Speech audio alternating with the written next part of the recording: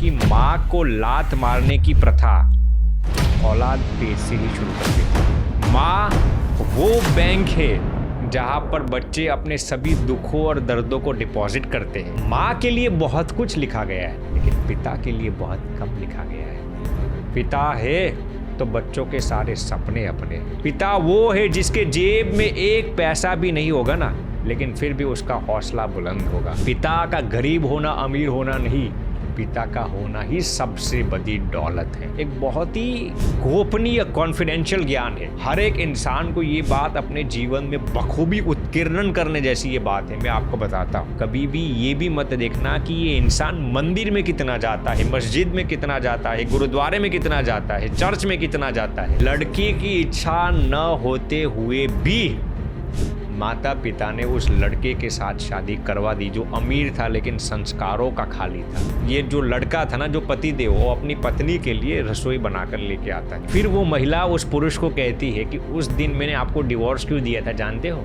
जो इंसान अपने माता पिता की कदर नहीं करेगा, इज्जत नहीं करेगा, एक दिन उसके बच्चे भी उसका वही हाल करेंगे। नमस्कार दोस्तों, आज हमारे साथ हैं एक बहुत ही विशेष मेहमान अखंड स्वामी जी महाराज, जिन्होंने अपने जीवन को धर्म, सेवा और संस्कार के लिए समर्पित किया है।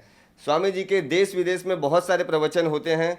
स्वामी जी को कॉरपोरेट में भी ट्रेनिंग के लिए बुलाया जाता है। बड़े बड़े यूनिवर्सिटीज़ में स्वामी जी लेक्चर्स के लिए जाते हैं।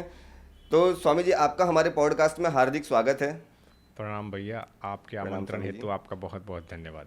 अच्छा स्वामी जी, आपके प्रवचन काफ़ी देश विदेशों में होते हैं। आप काफ़ी जगहों पे आपके ट्रेनिंग्स भी होते हैं, तो आप हमें कुछ ऐसी चीज़ें बताइए हमारे लिए माता पिता के सिग्निफिकेंट क्या हैं, लाइक माता पिता की गरिमा के बारे में कुछ हमें बताइए आप। देखिए, सबसे पहले तो आप एक गृहस्थ हो और आपको ही माता पिता की क्या सिग्निफिकेंस है वो मालूम होना चाहिए। अच्छा। अब आपने जो हमें ये प्रश्न पूछा, हम तो एक संत है, सन्यासी है, हमें तो कई लोग मिलते हैं। हम तो पहले गृहस्थाश्रम में थे, फिर संत बने।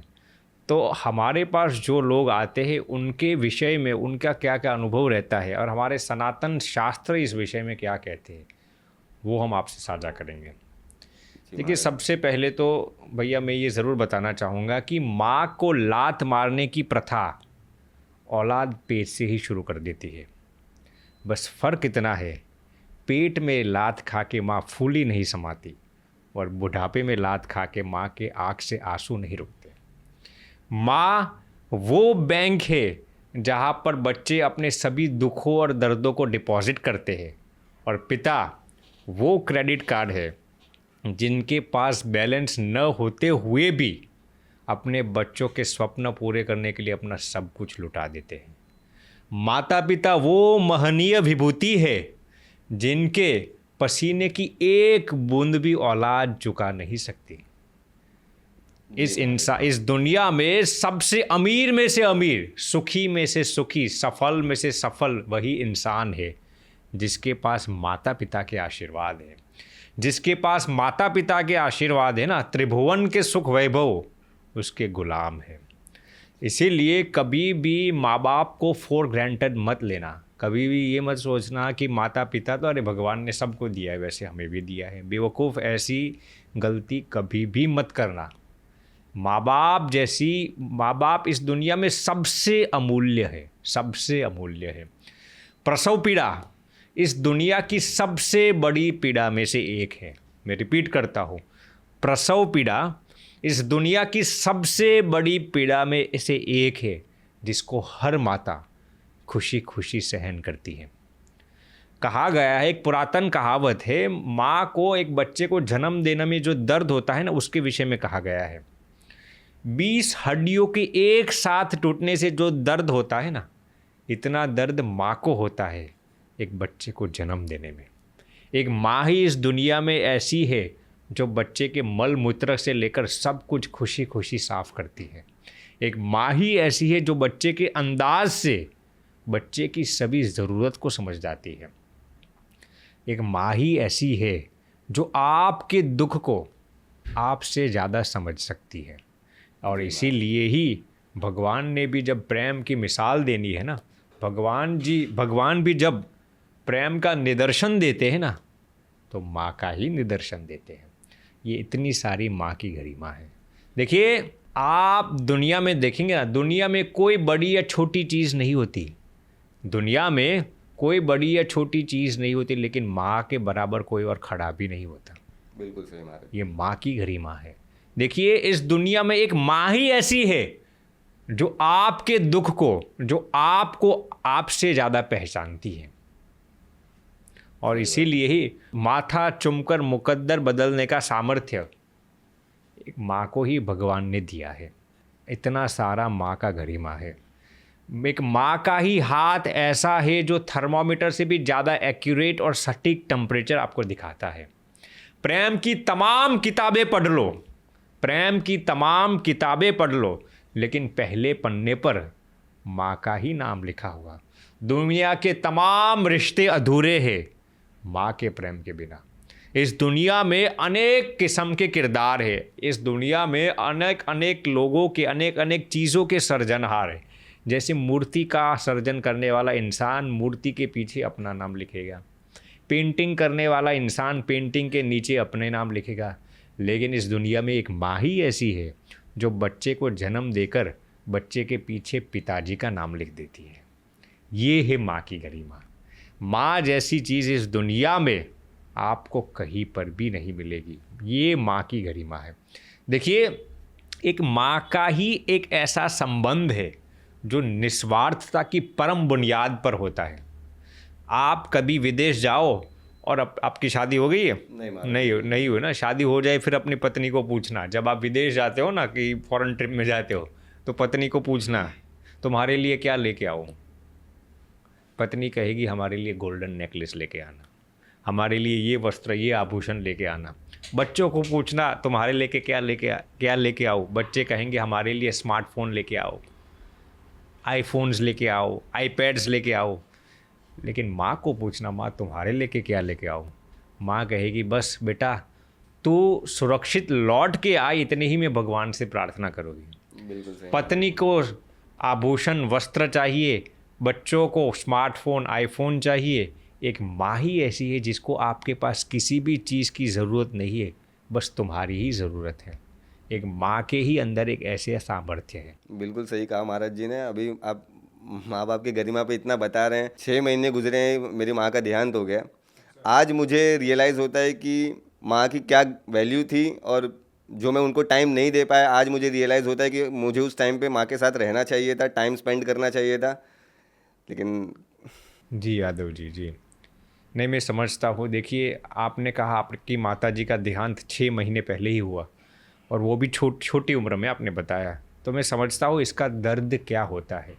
इस पॉडकास्ट के ज़रिए यादव जी, मैं सभी दर्शकों को ये ज़रूर बताना चाहूँगा, जैसे आपने जो दुख व्यक्त किया माताजी की अनुपस्थिति का, वैसे आज भी जितने भी लोग इस पॉडकास्ट को सुन रहे हैं, अभी भी यदि आपके माता या पिता जीवित है, तो कभी भी ज़िंदगी में ऐसी परिस्थिति मत आने देना कि आपको पश्चाताप के अतिरिक्त और कुछ हाथ में ना आए। ये बहुत ही महत्वपूर्ण है। देखिए यादव जी, मान लीजिए किसी को एक्सीडेंट हो गया, कोई इंसान बीमार हो गया, तो अस्पताल में आपकी पत्नी आती जाती रहेगी, आपके बच्चे आते जाते रहेंगे, आपके मित्रगण आते जाते रहेंगे, आपके बिरादरी में आपके रिश्तेदार जितने भी लोग होंगे वो आपकी खबर निकालकर अस्पताल में आएंगे और बाहर जाकर गोलगप्पे खाएंगे। एक माँ ही ऐसी है जो हर पल, हर क्षण और हर हाल में आपके साथ रहेगी। इसीलिए ही तो मैं कहता हूँ, भगवान ने भी प्रेम की मिसाल देने के लिए माता का ही मिसाल दिया है। ये गरिमा है माता की। देखिए यादव जी, लोग अपने भाग्य को ठीक करने के लिए घर बदलते हैं, मकान बदलते हैं, दीवारें तोड़ाते हैं। ठीक है, वास्तु दिखवाते हैं, मैं इसका खंडन नहीं करते, ज़रूरी है। लेकिन मैं सभी को ये कहना चाहूँगा कि आपकी हाथ की रेखाएं चाहे कितनी भी आधी टेढ़ी क्यों न हो, आपकी हाथ की रेखाएं कितनी ही आधी टेढ़ी क्यों न हो, आपका भाग्य कितना ही खराब क्यों न हो, आपकी कुंडली कितनी भी खराब ही क्यों न हो, आपके पीछे कितने ही ग्रह क्यों पड़े हुए न हो, चिंता मत करना। कोई जादू टोना टोटका मत करना, कोई मलिन मंत्र जाप मत करना। बस उन आड़ी टेढ़ी रेखाओं से माता पिता की इज्जत करना, माता पिता की कदर करना, माता पिता की सेवा करना, आपके सभी ग्रह ठीक हो जाएंगे, आपकी सभी कुंडलियाँ ठीक हो जाएगी, आपकी आड़ी टेढ़ी रेखाएं ठीक हो जाएगी, आपका दुर्भाग्य सद्भाग्य में तब्दील हो जाएगा। ये है माता पिता की सेवा करने का सामर्थ्य, ये है माता पिता की सेवा करने का जादू।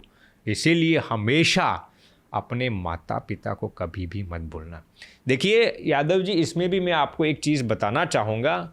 माँ के लिए बहुत कुछ लिखा गया है, एक माँ के लिए बहुत कुछ लिखा गया है, लेकिन पिता के लिए बहुत कम लिखा गया है। जी महाराज। पिता के लिए बहुत कम लिखा गया है। पिता रोटी है, पिता मकान है, पिता कपड़े हैं, पिता है तो घर में प्रतिपल राग है, पिता है तो बच्चों के सारे सपने अपने हैं, पिता से माँ की बिंदी, पिता से माँ का सुहाग है, पिता से बच्चों के सारे सपने अपने हैं, पिता से ही तो बाजार के सब खिलौने अपने हैं। पिता वो महनीय शख्सियत ही है, पिता वो महनीय विभूति है जो नौकरी पर जाता तो जवान है लेकिन लौटता बूढ़ा होकर है। पिता वो महनीय विभूति है जिसकी कदर हम सबसे कम करते हैं लेकिन वो सबसे ज़्यादा मेहनत करते हैं। पिता वो है जिसके जेब में एक पैसा भी नहीं होगा ना, लेकिन फिर भी उसका हौसला बुलंद होगा। पिता वो है जो अपने लिए 500 रुपये के जूते भी नहीं खरीदेगा लेकिन बच्चों के पैर में 5,000 के जूते डाल देंगे। पिता वो है जो सूरज समान है, सूरज तपता ज़रूर है, गर्म ज़रूर होता है, लेकिन याद रखना सूरज के बिना अंधकार कभी भी नहीं जाएगा। माँ 9 महीने तक अपने बच्चों को अपने कोख में पालती है लेकिन पिता आजीवन अपने बच्चों की परवरिश करता है।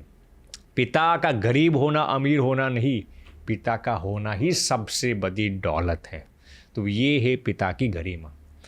तो आपने जो प्रश्न पूछा था यादव जी, माता पिता की क्या गरिमा है, देखिए आप कई शास्त्र लिख देना फिर भी माता पिता की गरिमा उल्लेखित करने की इस दुनिया में किसी भी लेखक के पास सामर्थ्य नहीं है। इससे भी आगे मैं आपको एक साइकोलॉजिकल ट्रिक बताना चाहूँगा। एक बहुत ही गोपनीय कॉन्फिडेंशियल ज्ञान है, ऐसे बहुत कम लोगों ने आपको इस विषय में बताया होगा। बहुत ही साइकोलॉजिकल और सटीक बात है। हर एक इंसान को ये बात अपने जीवन में बखूबी उत्कीर्णन करने जैसी ये बात है। मैं आपको बताता हूँ। देखिए, यदि आपको ये जांचना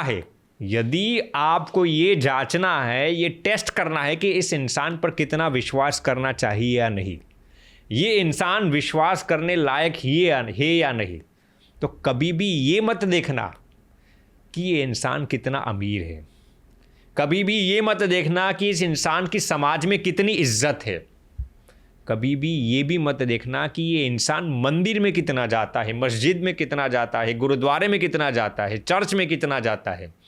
कभी भी ये भी मत देखना कि ये इंसान कितना दान देता है, कभी भी ये भी मत देखना कि ये इंसान कितना पूजा पाठ करता है। लेकिन गौर से सुनना, यदि आपको ये जांचना है कि ये इंसान विश्वसनीय है या नहीं, तो सबसे पहले ये देखना कि ये इंसान अपनी माता पिता की कितनी कदर करता है, अपनी माता पिता की कितनी इज्जत करता है, अपनी माता पिता की कितनी सेवा करता है। जो इंसान अपनी जड़ें काट के बैठा हो, वो दूसरों की जड़ें कैसे काटेगा नहीं, वो कैसे आप विश्वास कर सकते हैं।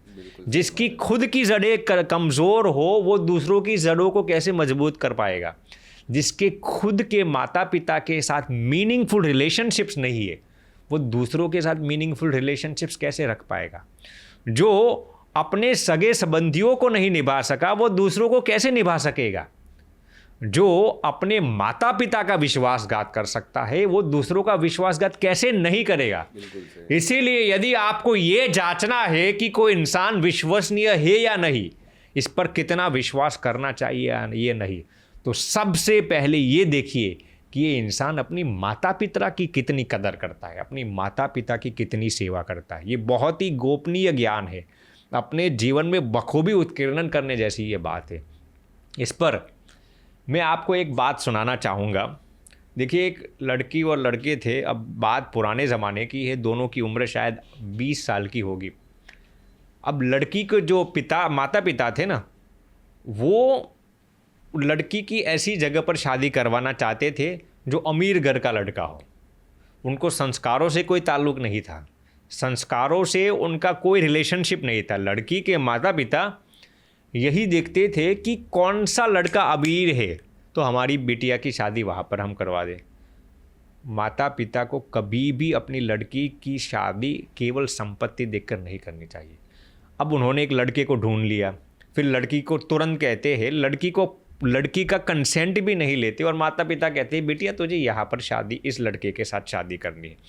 लड़की कहती है मैं आज भी कभी भी उसको मिली नहीं, आपने उसको मिलवाया नहीं और आप सीधे मुझे कैसे कह सकते हैं कि ये लड़का तुम्हारे लिए सही है। माता पिता कहते हैं कि हमने जो तुम्हारे लिए देखा है वो सही ही होगा। ठीक है, लड़की शादी से पहले एक बार वो लड़की को मिलने के लिए जाते हैं, लड़की को अच्छे वाइब्स नहीं आते तो लड़की अपने माता पिता को कहती है कि ये लड़का मुझे ठीक नहीं लगता। माता पिता कहते हैं क्यों ठीक नहीं लगता? वो कहते हैं इसके संस्कार अच्छे नहीं है। माता पिता कहते हैं अरे संपत्ति है तो संस्कार हो गए ही। क्या कहा? संपत्ति देख के ही शादी कर रहे थे बेसिकली। संपत्ति लड़की की इच्छा न होते हुए भी माता पिता ने उस लड़के के साथ शादी करवा दी जो अमीर था लेकिन संस्कारों का खाली था, संस्कारों का खोखला था, संस्कारों का मोहताज था, जिसके पास संस्कार ही नहीं थे। शादी हो गई। शादी के दूसरे दिन ही ये जो लड़का था ना, जो पति देव, वो अपनी पत्नी के लिए रसोई बनाकर लेके आता है। अब पत्नी कहती है अरे शादी मैंने आपके साथ की है, मैं आपके लिए रसोई बना के लाऊंगा, मेरे पास समय है। अब ये पति इस महिला में उसकी रूप की बदौलत आसक्त था। ये जो लड़की थी ना जिसकी शादी हो गई, ये पत्नी, उनके अंदर थोड़ा कुछ रूप होगा तो उनके रूप से ये प्रभावित हो गया था ये पति जो था। तो पति इतना आसक्त था तो पत्नी के लिए कुछ भी करने के लिए तैयार था। तो पत्नी के लिए रसोई बनाकर लेकर आता है, पहले दिन ही शायद पानी पूरी कुछ बना के लेके आएगा। पत्नी कहती है मैं बना लूँगी आपके लिए, माता जी के लिए, सबके लिए। पति कहते नहीं मुझे तुझे खिलाने में बहुत दिलचस्पी है, बहुत कशिश है।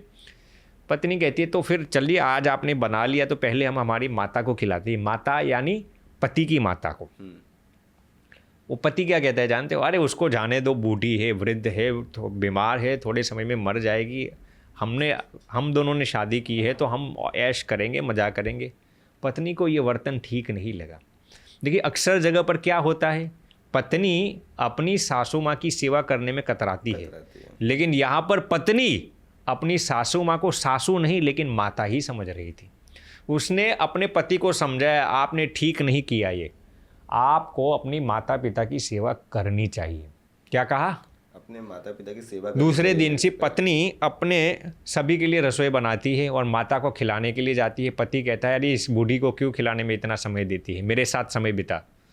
पत्नी कहती है आपके साथ भी समय बिताऊंगी लेकिन माता की भी सेवा करनी है ना। पति को ठीक नहीं लगा। ये पत्नी को पति का वर्तन ठीक नहीं लगा। पत्नी ने 2 महीने तक, क्या 2 महीने तक अपने पति को समझाया कि आपको क्यों अपनी माता पिता की इज्जत करनी चाहिए, क्यों माता पिता की कदर करनी चाहिए, क्यों माता पिता की सेवा करनी चाहिए। पति मानने के लिए ही तैयार नहीं था। फिर पत्नी को लगा ये ठीक नहीं हो रहा है। पत्नी ने बहुत कुछ सहा। फिर पत्नी अपने पति को कहती है कि अब मैं आपसे डिवोर्स लेना चाहती हूँ। क्या कहा पत्नी ने? डिवोर्स लेना चाहती हूँ। अब पति तो इस पत्नी के अंदर आसक्त था। पत्नी को इस पति का कोई ऐसा, वो उसको इसके अंदर आसक्ति नहीं थी। वो तो संस्कारों की बदौलत शादी करना चाहती थी, लेकिन माता पिता ने ज़बरन शादी करवा दिया।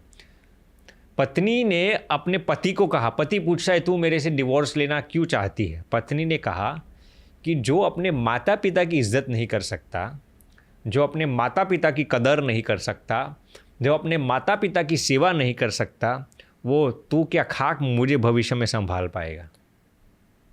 पत्नी बहुत ही बुद्धिमान थी, बहुत ही विजडम था उनके पास। पत्नी ने जांच लिया कि ये बंदा आज मेरे अंदर आसक्त है, इसलिए मेरा केयरिंग बहुत करता है, मेरा ध्यान बहुत रखता है, लेकिन एक दिन जब मेरे अंदर से रूप चला जाएगा तो मेरी भी यही दुर्दशा ये करेगा।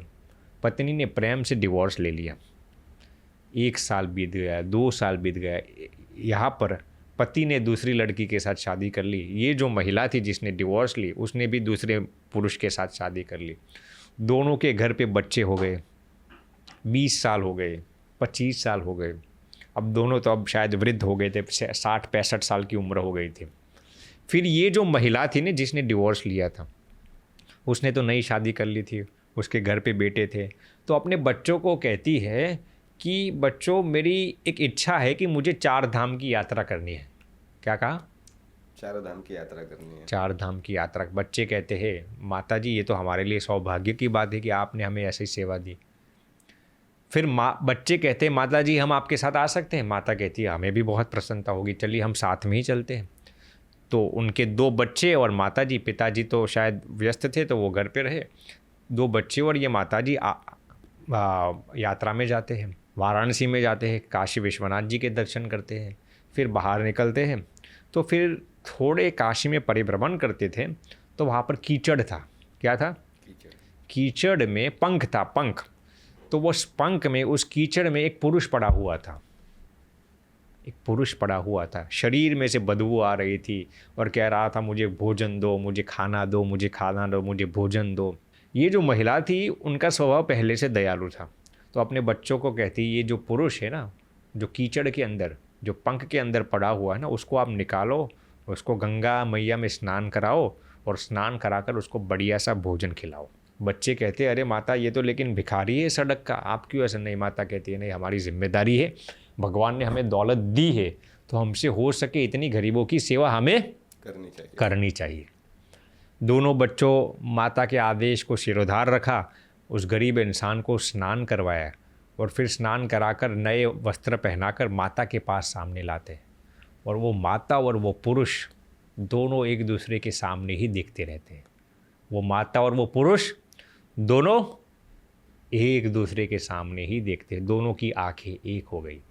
वो पुरुष कौन था जानते हो? जिसने 20-25 साल पहले इस महिला ने जिसको डिवोर्स दिया था ना, जो इस महिला के पीछे आसक्त था, जो जिनकी डिवोर्स हो गई थी ना, वही पुरुष था। फिर वो महिला उस पुरुष को कहती है कि उस दिन मैंने आपको डिवोर्स क्यों दिया था जानते हो? जो इंसान अपने माता पिता की कदर नहीं करेगा, इज्जत नहीं करेगा, एक दिन उसके बच्चे भी उसका वही हाल करेंगे। मैं उसी दिन से परख गई थी कि जो इंसान के अंदर अपने माता पिता की सेवा करने का सामर्थ्य नहीं है ना, जो अपने माता पिता की सेवा करने के लिए खोखला है ना, बेहोश है ना, नादान है ना, नपुंसक है ना, वो इंसान इस दुनिया में कभी भी किसी की सेवा नहीं कर सकता और ना ही उसके बच्चे उसकी सेवा करेंगे। उस दिन मैंने सोच समझकर, क्या कहा? सोच समझकर आपसे डिवोर्स लिया था। एक महिला एक पुरुष से डिवोर्स ले ऐसा कम होता है, लेकिन मेरे अपनी छाती को कड़क रखकर मैंने आपसे डिवोर्स लिया था, क्योंकि मैं भविष्य को जांच गई थी। फिर वो महिला कहती है कि यदि ये बच्चे तुम्हारे घर पे होते ना, तो ये बच्चे आज जो मुझे 4 धाम की यात्रा करने के लिए आए ना, वो मुझे भी निकाल देते। लेकिन मैंने मेरे माता पिता की सेवा की है, मैंने मेरे माता पिता की इज्जत की है, इसीलिए ही ये बच्चे आज मेरी इज्जत करते हैं।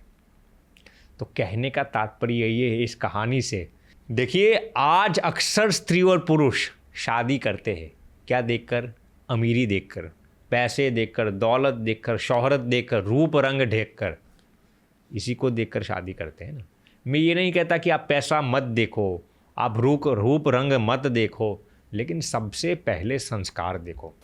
यदि पुरुष एक लड़की को ढूंढता है तो सबसे पहले उसके अंदर कितने संस्कार है ये देखो। इतना ही नहीं, वो लड़की अपने माता पिता की कितनी इज्जत करता है, कितनी कदर करती है, उसके आधार पर आप उसके साथ शादी करो। याद रखना, यदि जिस लड़की से आप शादी करने के लिए जा रहे हो ना, उस लड़की को यदि अपने माता पिता की इज्जत नहीं, ये कदर नहीं है, तो वो खाक आपकी कदर कर पाएगा। और ऐसे ही महिलाओं को मैं कहना चाहूँगा, आप पुरुष को ढूंढने से पहले, अपने जीवन साथी को ढूंढने से पहले ये देखिए वो बंदा अपने माता पिता की कितनी इज्जत करता है, अपने माता पिता की कितनी कदर करता है। जो पुरुष और स्त्री अपने अपने माता पिता की इज्जत, कदर और सेवा नहीं कर सकते, वो क्या खाक आप एक दूसरे की आप कदर कर पाएंगे? बहुत ही गोपनीय बात है, कॉन्फिडेंशियल बात है और बहुत ही नूतन बात है। अपनी शादी करने से पहले, जीवन साथी को पसंद करने से पहले 1000 मर्तबा ये सोचिए ये इंसान अपने माता पिता की सेवा कैसा करता है। फिर अपने जीवन साथी को पसंद करना। महल रूप रंग का सौदा देखकर शादी मत करना भैया। रूप रंग का सौदा ज़्यादा से ज़्यादा 2-5 साल चलेगा, इसके बाद क्या, एक दूसरे की खाल का सुख ज़्यादा समय तक टिकता नहीं है, समझ रहे। फिर क्या देखेंगे, शरीर में से मल मूत्र निकलता है, आँखें में से मल कोकूड़ा निकलता है, नाक में से सीधा निकलता है, वो सब लंबे अरसे तक नहीं चलता। बहुत ही अच्छे विचार स्वामी जी, बहुत कुछ सीखने मिला आपके इस बात से।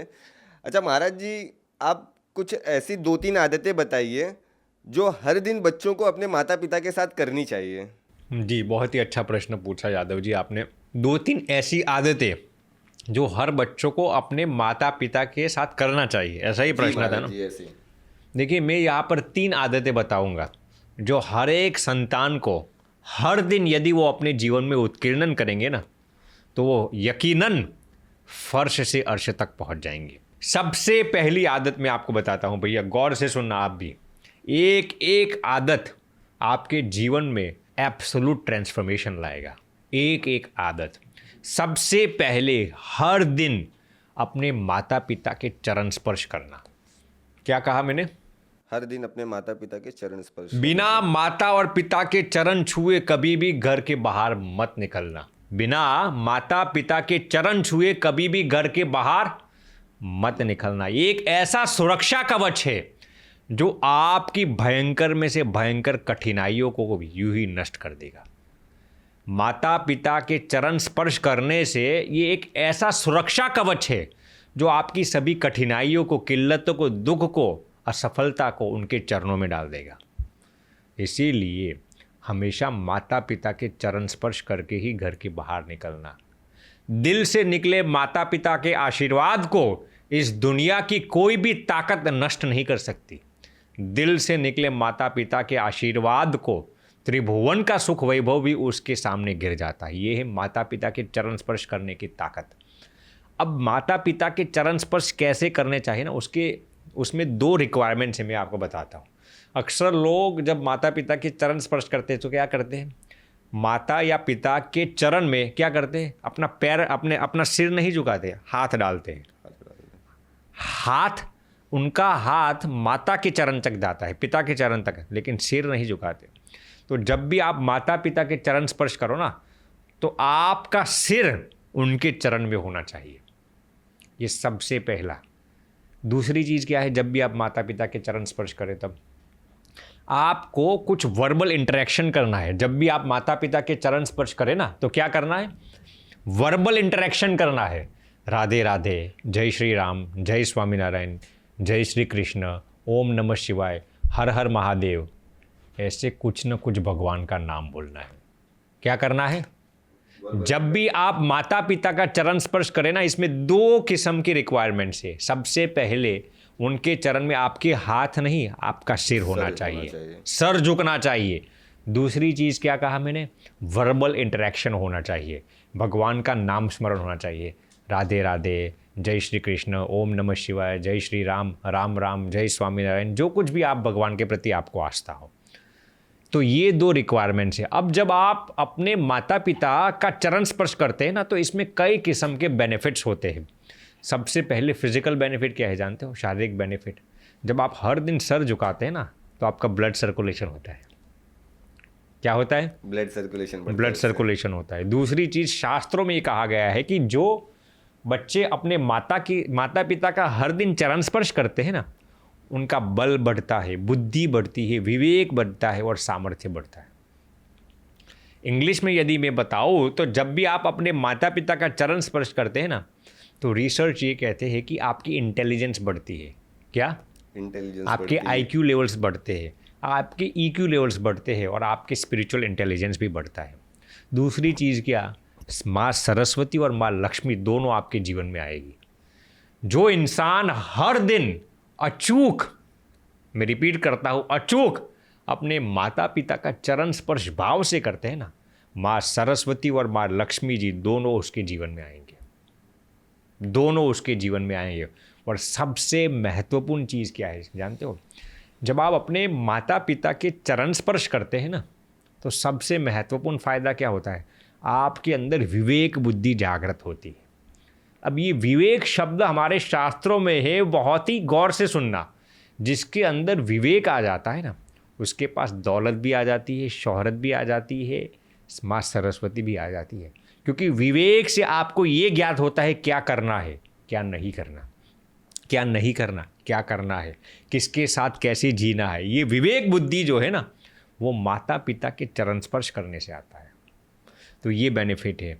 देखिए, इस पर मैं आपको एक रियल एग्जाम्पल सुनाता हूँ। क्या? एक रियल एग्जाम्पल सुनाता हूँ, गौर से सुनना, गौर से सुनना इस एग्जाम्पल को। अमेरिका में एक 25 साल का युवक है, 25 साल का, आज भी वो है, शायद न्यू जर्सी के आसपास ही रहता है। उसको 25 साल की उम्र में सेकंड स्टेज का शायद कैंसर था, सेकंड स्टेज का कैंसर था, बोन कैंसर। कौन सा cancer? Bone cancer. Bone cancer. अब सेकंड स्टेज का था, इतना एडवांस भी, मैंने अभी तो ट्रीटमेंट कराए तो जी भी सकता है। एक संत के पास जाता है और उनका आशीर्वाद मांगता है कि स्वामी जी, मुझे ऐसा सेकंड स्टेज का बोन कैंसर डायग्नोसिस हुआ है, स्वामी जी आपके आशीर्वाद चाहिए मुझे।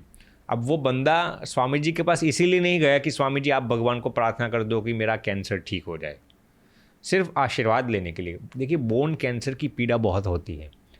यदि आपको ब्लड कैंसर हो जाए ना, तो ब्लड कैंसर में इतनी शरीर में दर्द पीड़ा नहीं होती, लेकिन बोन कैंसर में शरीर में पीड़ा बहुत होती है। ये बंदा स्वामी जी के पास जाता है और स्वामी जी उसके सिर पर हाथ रखते हैं। स्वामी जी उसको कहते, बेटा अब गौर से सुनना, इस डायलॉग को गौर से सुनना। माता पिता के चरण स्पर्श की क्या गरिमा है ना, वो इसमें से प्रज्वलित होता है, द्योतित होता है। और स्वामी जी उसको कहते हैं कि बेटा तू हर दिन अपने माता पिता का चरण स्पर्श करता है? रियल इंसिडेंट है। क्या कहा स्वामी जी ने? कि अपने माता पिता का आप चरण स्पर्श करते हैं। इस लड़के की उम्र कितनी थी? 25 साल की। कहाँ पे रहता था? अमेरिका में, न्यू जर्सी के आसपास। वो लड़का कहते हैं कभी कभार करता हूँ। वैसे तो लड़का संस्कारी था, लेकिन कहता है स्वामी जी कभी कभार भूल जाता हूँ, कभी कभार व्यस्त होता हूँ ना, तो छूट जाता है। स्वामी जी ने कहा आज से एक नियम तुझे देता हूँ। क्या कहा? एक नियम तुझे देता हूँ, एक आदत तेरे जीवन में डालने है वो मैं देता हूँ। क्या कहा स्वामी जी ने? बेटा हर दिन सुबह उठते ही या फिर स्नान करके पहला काम माता पिता का चरण स्पर्श करना है। क्या कहा? सुबह उठते ही पहला काम आपको माता पिता का चरण स्पर्श करना है। और वो भी उनको सिखाया कैसे? अभी मैंने जो दो रिक्वायरमेंट्स आपको बताई ना, आपका सिर माता और पिता के चरणों में होना चाहिए, हाथ नहीं। मैं रिपीट करता हूँ, अक्सर लोग ऐसे चरण स्पर्श, ऐसा नहीं भैया, आपका चरण उनके, आपका सिर उनके चरणों में होना चाहिए। क्या होना चाहिए? सिर उनके चरणों में। ये बहुत ही साइकोलॉजिकल बात है। जब आप सिर माता पिता के चरण में रखते हैं ना, तो वाकई आपके दुख गिर जाते हैं। स्वामी जी ने इतना ही नियम बताया। अब वो लड़का को लगा कि ठीक है, चले, आस्तिक था, संस्कारी था, उसको लगा चलिए अब स्वामी जी कहते हैं तो लगाऊंगा मैं और चरण स्पर्श करूंगा। वैसे मैं कभी हफ्ते में 3-4 दिन तो करता हूँ, लेकिन आप स्वामी जी ने आज से कहा है तो मैं अचूक करूंगा। 2 रिक्वायरमेंट्स थी। क्या? सिर चरण में, दूसरा भगवान का नाम स्मरण करना है। और स्वामी जी ने उनके माता पिता को एक कहा, एक चीज़ बताई, उनके पिताजी को एक चीज़ बताई। क्या कहा उनको पिताजी को? आपको और उसकी माता को, दोनों को, जब ये बच्चा आपका चरण स्पर्श करता है ना, तो आपको इस लड़के के सिर पर अपना हाथ देना, रखना है और उनको आशीर्वाद देना है। देखिए ये कितना पावरफुल ये है ना, इस पर मैं आपको बात करता हूँ। जब माता पिता अपने बच्चों के सिर पर हाथ रखते हैं ना, तो ये फोकट नहीं होते, ये फेक नहीं होती, ये बोनाफाइड होते हैं। इसकी क्या ताकत होती है ना, वो मैं आपको बताता हूँ। 2 महीने तक ऐसा किया। क्या? माता पिता दिल से अपने बच्चे को आशीर्वाद देते थे और बच्चा दिल से, प्रेम से, निस्वार्थ भाव से माता पिता के अंदर भगवान का दर्शन करके उनका चरण स्पर्श करता था। क्या करके? माता पिता के अंदर क्या करता था? भाव से चरण स्पर्श करता। अरे कैसे? लेकिन 3 रिक्वायरमेंट्स बताइए, गौर से सुनिए हमारी एक बात को, आप गौर से सुनना। जी, इसको हवा में मत उछालना। नहीं। क्या 3 रिक्वायरमेंट्स बताई हमने? पहला, सिर उनके चरणों में होना चाहिए। दूसरा, भगवान का नाम स्मरण करना है। और तीसरी चीज, जब आप माता पिता का चरण स्पर्श करें ना, उनके अंदर भगवत भावना करनी। ये मेरे माता पिता भगवान के ही स्वरूप है मेरे लिए। 3 चीजें इस लड़के ने की 2 महीने तक। कितने महीने तक? 2 महीने। 2 महीने तक। और माता पिता दिल से आशीर्वाद दे रहे थे। आप यकीन नहीं करेंगे, आप उहापोह करने के लिए अचंभित हो जाएंगे कि 2 महीने में उस लड़के का बोन कैंसर निल हो गया। उस लड़के का बोन कैंसर निल हो गया। ये रियल इंसिडेंट में आपको बताता हूँ, रियल इंसिडेंट में आपको बताता हूँ। ये है माता पिता को चरण स्पर्श करने की ताकत। अब देखिए उसके प्रारब्ध में बोन कैंसर लिखा होगा, ठीक है ना, तभी तो उसको बोन कैंसर आया ना। डेफिनेटली। वो लड़का तो संस्कारी था, कोई आदत खराब आदत ड्रग्स कुछ नहीं ले रहा था, फिर भी उसके अंदर बोन कैंसर आया। उसके कर्मों में ऐसा लिखा होगा। लेकिन माँ बाप का चरण स्पर्श करने की ताकत तो आप देखिए, कितने बड़े दुखों को भी नष्ट करने का ये सामर्थ्य रखता है। बिल्कुल सही इसीलिए मैं सबको ये कहना चाहूँगा, जब तक आपके माता पिता जीवित है इसका लाभ आप उठा लो, उनका चरण स्पर्श हर दिन करो। तो ये है माता। तो आपने आदत पूछी थी ना, पहली आदत मैंने आपको बताई क्या, हर दिन माता पिता का चरण स्पर्श करना। ये पहली आदत में आपको। दूसरी आदत आप सुनना चाहेंगे? डेफिनेटली महाराज जी, आप बताइए। और मैं रिक्वेस्ट भी करूंगा आजकल के बच्चों को, जो आप ये महाराज जी जो जो बता रहे हैं आप इन्हें फॉलो करिए। आज मेरी माँ मेरे साथ नहीं है, मुझे कितना हर्ट होता है ना वो मैं ही जान सकता हूँ। और मैं आपसे रिक्वेस्ट करूँगा, जब तक आपके माता पिता हैं उनकी सेवा करते रहिए एकदम निस्वार्थ भाव से। जी महाराज जी, अब दूसरी आदत बताइए आप। पहली आदत में भी आपने चरण स्पर्श, उसके साथ साथ 3 क्राइटेरिया बताए कि ये फॉलो करना है आपको। अब दूसरी आदत मैं आपके साथ साझा करता हूँ। देखिए दूसरी आदत ये है कि हर दिन आप थोड़ा समय अपने माता पिता के साथ यापित कीजिए। हर दिन क्या करना है?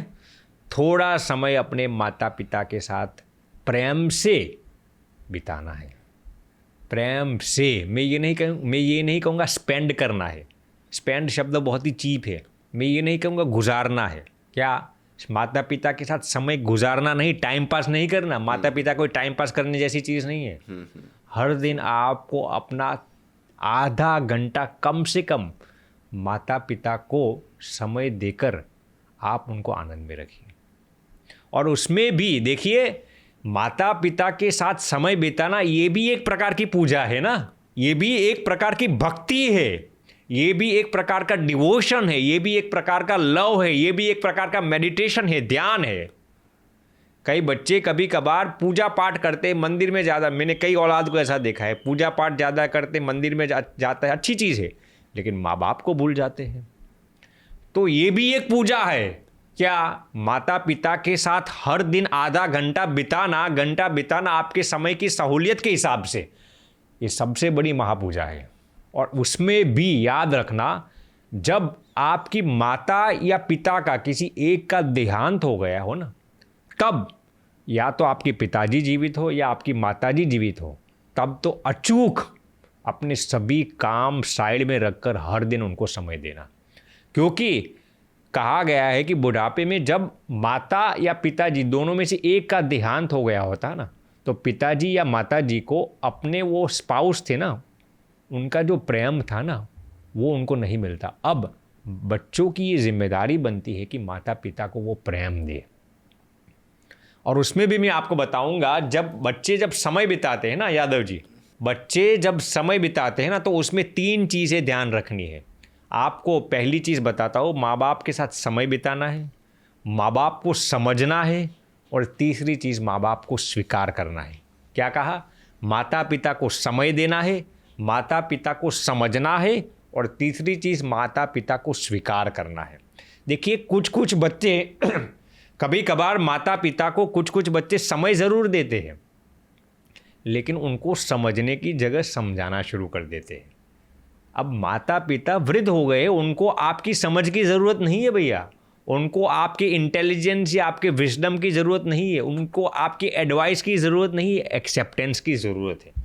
मैं रिपीट करता हूँ, माता पिता को आपके एडवाइस की ज़रूरत नहीं है, आपकी एक्सेप्टेंस की ज़रूरत है। कभी कभार बच्चे माता पिता को समझने की जगह क्या करते हैं? समझाना शुरू कर देते हैं। माता पिता को स्वीकारने की जगह क्या करते हैं? उनको सुधारना शुरू कर देते हैं। रिसर्च ये कहता है कि जब आपके माँ बाप 65 प्लस हो जाए ना, रिसर्च ये कहता है, university of California at Los Angeles का ये रिसर्च है, जो ईस्टर्न कंट्रीज में किया गया था, पौरस्त्य देश में ये रिसर्च किया गया था, पाश्चात्य देश का ये रिसर्च नहीं है। रिसर्च किया था यूसीएलए ने, university of California at Los Angeles ने, लेकिन रिसर्च कहाँ पर किया गया था? ईस्टर्न कंट्रीज़ में, हमारे भारत जैसे मुल्कों में, क्योंकि वेस्टर्न कंट्रीज़ में माँ बाप और बच्चों का साथ रहना ऐसी कोई प्रथा ही नहीं है, तो वहाँ पर ये रिसर्च भी इनवैलिड हो जाता। तो यूसीएलए का ये रिसर्च है कि ईस्टर्न कंट्रीज़ में ये रिसर्च किया गया था कि जब माता पिता 65 से ज़्यादा उम्र के हो जाए ना, 65 प्लस हो जाए ना, तो बच्चों को कभी भी उनको सुधारने में समय नहीं देना है। बच्चों को कभी भी उनको समझाने में समय नहीं देना।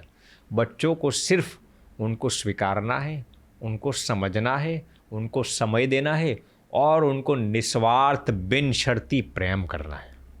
ये यूसीएलए का ये रिसर्च है, मैं आपको बताता हूँ। यदि आप बुढ़ापे में उनको समझाने जाएंगे, उनको सुधारने जाएंगे ना, माता पिता का सबकॉन्शियस माइंड वो एक्सेप्ट ही नहीं करेगा। और उसमें भी अब आपको मैं आगे 2 चीज़ें बताता हूँ। जब आप माता पिता को समय देते हैं ना, तो ख़ास तौर पर 2 चीज़ें करनी है। आप टीवी देखो, मज़ा करो, खाओ पियो, वो तो करेंगे, वो अच्छी चीज़ है, लेकिन गौर से सुनना, जब भी आप माता पिता के साथ समय यापित करते हैं ना, तो 2 चीज़ें करनी है ख़ास तौर पर। पहली चीज़ क्या करनी है? आज तक माता पिता ने जो जो आपके लिए सेवा की है ना, उनको कृतज्ञता का एहसास कराना है। गौर से सुनना, बहुत ही बारीक और सटीक ये बात है। जब भी आप अपने वृद्ध माता पिता के साथ समय बिताते हैं ना, तो उन्होंने आज तक आपके लिए जो किया है ना, मेक दम फील वर्थ। उनको हर दिन याद दिलाइए, माता जी तुम्हें याद है जब मैं छोटा सा था तब तुमने मेरे लिए ये काम किया था। मेरे स्कूल में पढ़ने के लिए हमारे पास उस ज़माने में इतनी फ़ीस नहीं थी, तो पिताजी आपने सब स्ट्रगल्स को सहकर भी मेरे लिए स्कूल्स का बंदोबस्त किया था, मेरे लिए ये दुख सहन करे थे, ये मेरे लिए ये कष्ट को आपने यापित किया था। माता पिता ने आपके लिए जो जो किया है ना, मेक दम फील वर्थ। उनको कृतज्ञता का एहसास कराओ, उन्होंने जो आपके लिए किया है ना। बहुत ही सटीक बात है ये, हर दिन, क्योंकि रिसर्च ये कहता है, ये भी यूसीएलए का ही रिसर्च है, university of California at Los Angeles का ही ये रिसर्च है कि माता पिता वृद्धावस्था में उनको सबसे ज़्यादा ज़रूरत क्या होती है जानते हो? एक्सेप्टेंस की। क्या? एक्सेप्टेंस, वैलिडेशन की। माता पिता को वृद्धावस्था में सबसे ज़्यादा यदि किसी के प्रेम की ज़रूरत हो तो वो है बच्चों के प्रेम की। और जब बच्चे उनको फील वर्थ कराते हैं ना, when they make them feel worth, माँ बाप को सबसे ज़्यादा एंडोर्फिन्स हार्मोन्स तभी रिलीज़ होते हैं। माता पिता के हैप्पी हार्मोन्स, यानी कि माता पिता को खुश रखने वाले जो हार्मोन्स हैं ना, वो सबसे ज़्यादा कब रिलीज़ होते हैं जानते हैं? जब बच्चे उनको वर्थनेस की फीलिंग देते हैं, जब बच्चे उनके प्रति कृतज्ञता अभिव्यक्त करते हैं। इसलिए इस पॉडकास्ट को सुनने वाले लाखों लोगों को मैं यही कहना चाहूँगा कि हर दिन अपने वृद्ध माता पिता को कृतज्ञता का एहसास कराइए। दूसरी चीज़ हमारी बाकी थी, जब आप अपने माता पिता को समय देते हैं ना, तो दूसरी चीज़ क्या करनी है आपको? उनको आनंद में रखना है। क्या करना है? आनंद में रखना। समय पास नहीं करना, मैं रिपीट करता हूँ, टाइम पास नहीं करना। आप देखिए उनको कौन सी चीज़ करने से आनंद मिलता है। वो फिर वो एक्टिविटी हो सकती है, कुछ देखने से हो सकता है। आप उनको आनंद की अनुभूति हो ना, ऐसी छोटी मोटी चीज़ आप खुद उनको करवाइए। तो ये दूसरी चीज़ है। माता पिता के साथ क्या करना है? समय बिताना है। आपने 3 आदतें पूछी थी, हमने इसमें से 2 आदतें बता दी। कौन सी 2 आदत आप ही बोलिए अब। एक सबसे पहली आदत तो माता पिता का डेली चरण स्पर्श करना है और उन्हें वर्बल इंटरेक्शन करना है। जैसे आपने बोला, राधे राधे बोल सकते हैं, हरे कृष्णा बोल सकते हैं, और सारी चीज़ें निस्वार्थ भाव से करनी है। ये सारी चीज़ें उनके साथ। दूसरी आदत कौन सी?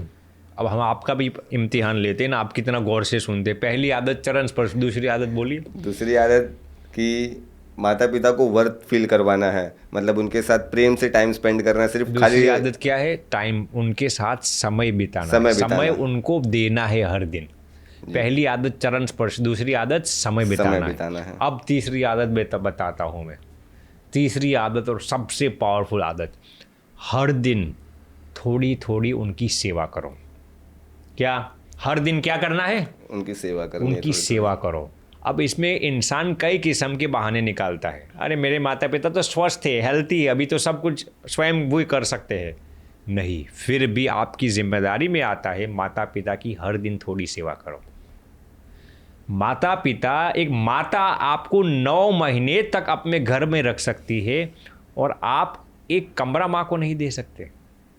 एक माँ 4 बच्चों की परवरिश कर सकते हो और 4 औलाद एक माँ का ध्यान नहीं रख सकते। माँ ने 9 महीने तक आपको बेशकीमती अमूल्य दूध पिलाया है और आप एक गिलास पानी का भी नहीं पिला सकते। दुर्भाग्य की बात है ऐसे जलील औलाद पर। तो क्या करना है? तीसरी आदत हमने क्या बताई? माता पिता की सेवा करनी सेवा करनी है। इसमें आपने श्रवण जी की बात सुनी होगी, मैं रिपीट करता हूँ, आपने 1000 बार सुनी होगी, मैंने भी हज़ारों बार सुनी है, लेकिन जब भी ये बात हम सुनते हैं ना तो नई चेतना, नई ऊर्जा हमें मिलती है। श्रवण जी अपने नेत्रहीन माता पिता को यात्रा करनी थी, कितना कष्ट सहा उन्होंने। वो चाहते तो बहाना भी निकाल सकते थे ना, मेरे पास इतना पैसे नहीं है। वाकई श्रवण जी तो गरीब थे, उनके पास इतने पैसे भी नहीं थे, अकेले थे, फिर भी एक भी बहाना नहीं निकाला माता पिता की सेवा करने के लिए। अपने नेत्रहीन माता पिता को सभी जगह पर यात्रा करवाने के लिए ले जाते हैं, वाराणसी से लेकर सभी जगह। और वो भी कैसे ले जाते हैं? अपने कंधों पर उठाकर। कोई व्हीकल नहीं था उस ज़माने में, कोई रथ नहीं था उनके पास, पैसे नहीं थे, एक भी बहाना नहीं निकाला। तो श्रवण जी के जीवन में से हम इतना भी नहीं सीखेंगे? यदि कोई औलाद, कोई बच्चा श्रवण जी के जीवन में से 1% भी सीख जाएगा ना, उसका जीवन निखर जाएगा। कितना कष्ट सहा श्रवण जी ने अपने माता पिता के लिए, नेत्रहीन माता पिता के लिए। तो ये मिसाल हमारे सामने हर क्षण होनी चाहिए श्रवण जी की। दूसरे मैं आपको एक रियल एग्जाम्पल सुनाता हूँ, अभी का ही सुनाता हूँ, 2 साल पुराने का ही सुनाता हूँ, और वो भी अमेरिका ही का ही सुनाता हूँ। एक बंदा रहता है फ्लोरिडा में। कहाँ पे रहता है? अमेरिका में, फ्लोरिडा में रहता है। उनके माता पिता भारत में रहते हैं। कहाँ पे? भारत में रहते थे। उनकी उम्र, शायद माता पिता की उम्र मुझे एग्जैक्ट याद नहीं है, लेकिन 75 से 80 के आसपास की उम्र थी। ये जो बंदा फ्लोरिडा में रहता है ना, वो पिछले 3 दशक या 4 दशक से अमेरिका में ही रहता है। अब उन्होंने कई बार अपने माता पिता को याचना की, प्रार्थना की, माता पिता जी आप भी अमेरिका में आ जाइए। तो हम बहुत ही रईस परिवार से है, कहते हम एक साथ रहेंगे। फ्लोरिडा का वेदर भी वैसे तो अच्छा रहता है, ठंड भी बहुत कम होती है, लेकिन माता पिता को अमेरिका जाना नहीं था। वो 1-2 बार अमेरिका होके आए, लेकिन उनको इतनी दिलचस्पी नहीं थी। वो अक्सर यहाँ पर गुजरात में ही रहते हैं। बच्चा कहता है ठीक है। अब माता पिता को बहुत बार याचना की, प्रार्थना लगाई, माता पिता आने के लिए तैयार नहीं थे।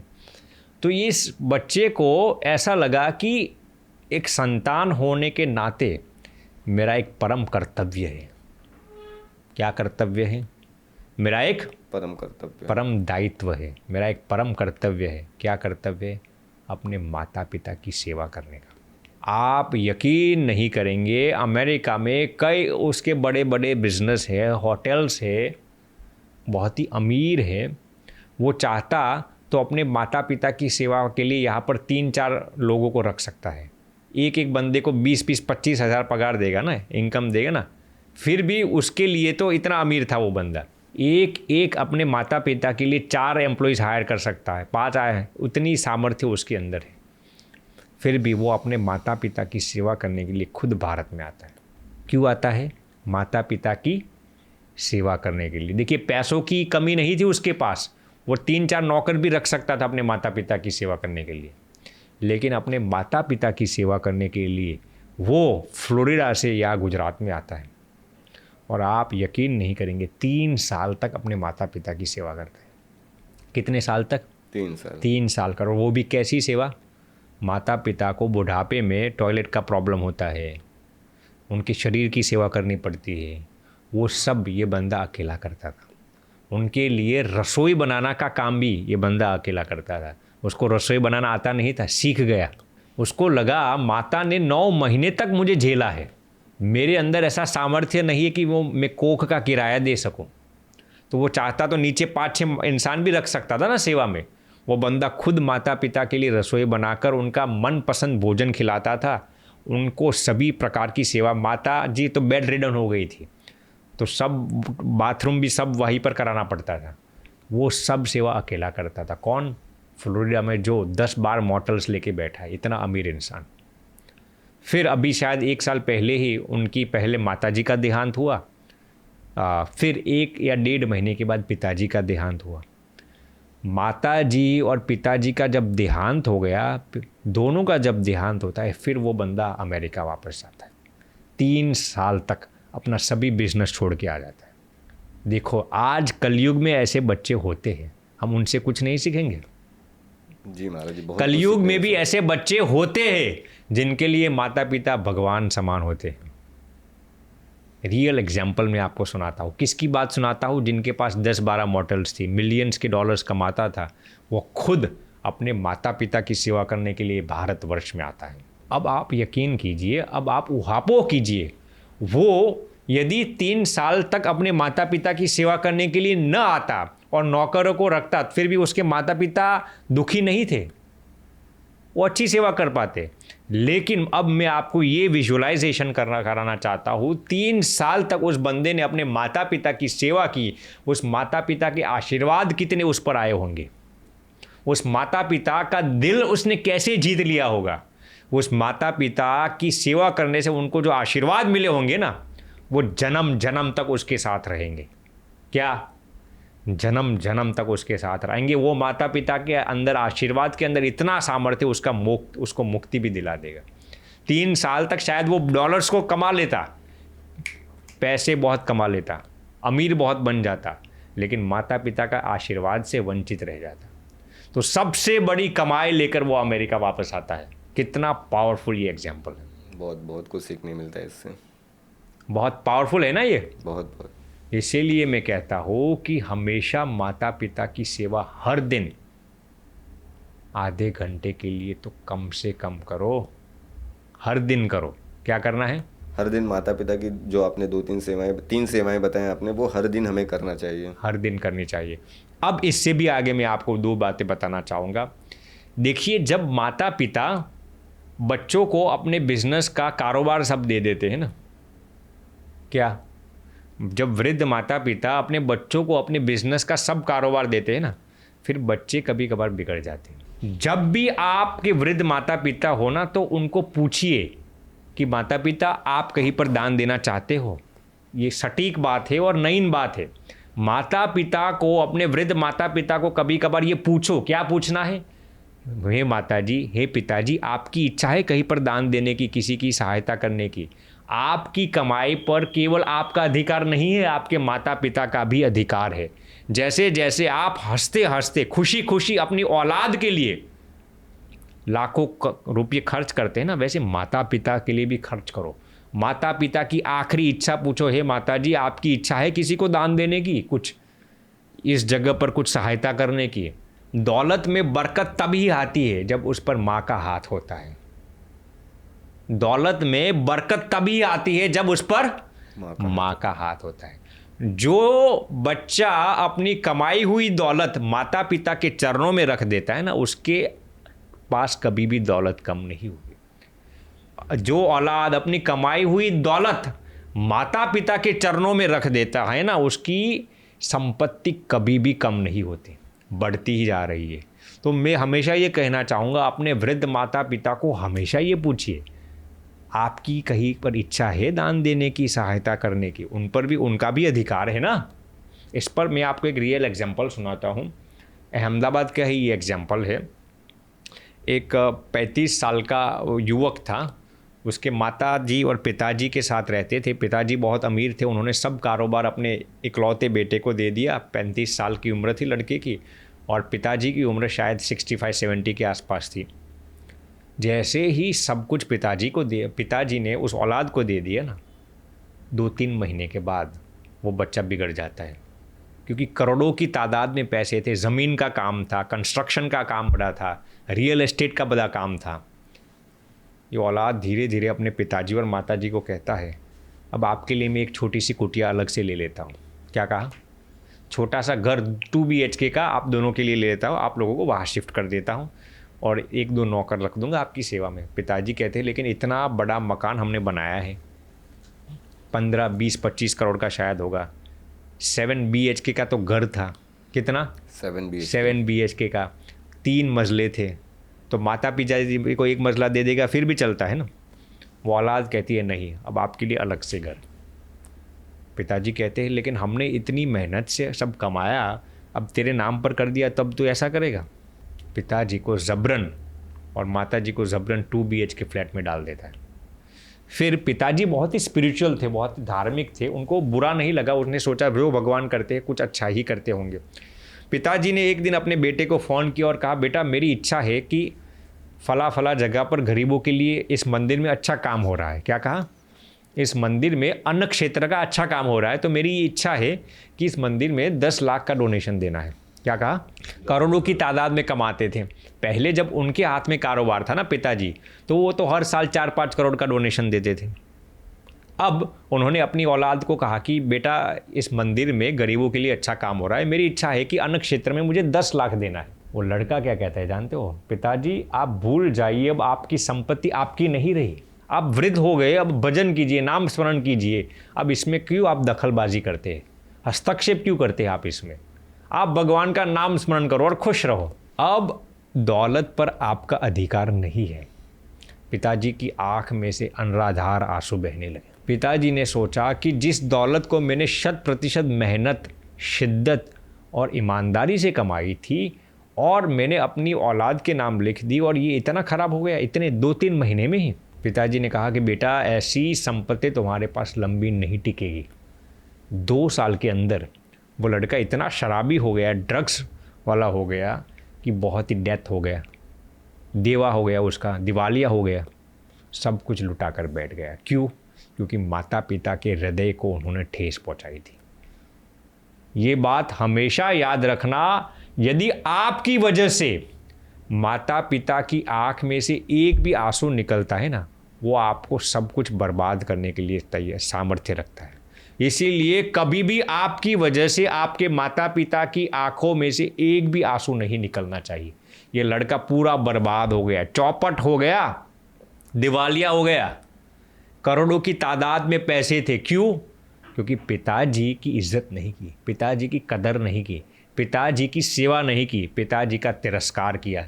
इसलिए सभी बच्चों को मैं ये ज़रूर कहना चाहूँगा, कभी भी अपने माता पिता को दुखी मत करना, वरना आप बैंकरप्ट तो क्या, आप मर जाएंगे। तो ये बात है। आपने जो पूछा ना भैया माता पिता की सेवा करने की क्या गरिमा थी, इसके विषय में हमने आपको ये सब जानकारी दी। तो दोस्तों आज हमने देखा स्वामी जी ने हमें कुछ आदतों के बारे में बताया जो हमें हर दिन अपने माँ बाप की सेवा करने के लिए करनी चाहिए। स्वामी जी आपके ये अनमोल विचार, आपका ये समय और आपका आशीर्वाद हमारे जीवन में एक रोशनी की तरह है। और इसी के साथ इस पॉडकास्ट को हम ख़त्म करते हैं और मिलते हैं अगले एपिसोड में। वीडियो अगर आपको अच्छी लगी तो सब्सक्राइब जरूर करना और ज़्यादा से ज़्यादा लोगों के साथ शेयर करना।